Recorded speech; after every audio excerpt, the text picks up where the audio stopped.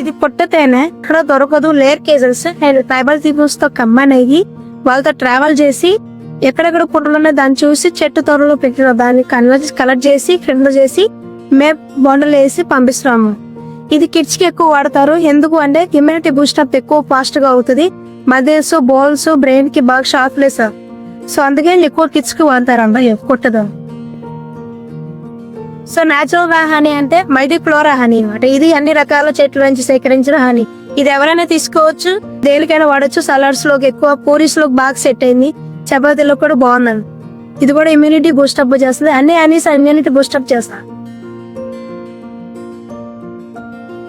ఇది వాము హనీ. వాము హనీ అంటే వాము కోట్లో పెట్టి కలెక్ట్ చేసిన హనీ అనమాట. ఇది డైజెషన్స్ కి, స్టమక్ పెయిన్ ఉన్న వాళ్ళకి ఎక్కువ వాడతారన్నమాట. సో దీనివల్ల ఇది యూజ్ అండ్ బూస్టప్ కూడా వస్తుంది హనీ. ఇమ్యూనిటీ పవర్ పెంచింది.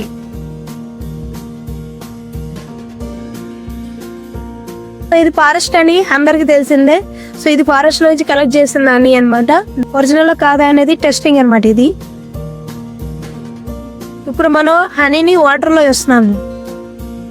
సో దాంట్లో హనీ కోమ్స్ షేప్స్ అనమాట. అంటే బాక్సెస్ లైక్ హనీ షేప్ ఉంది కదా, బాక్సెస్ కనిపిస్తున్నాయి కదా, అది అలా వస్తే ఒరిజినల్ హనీ.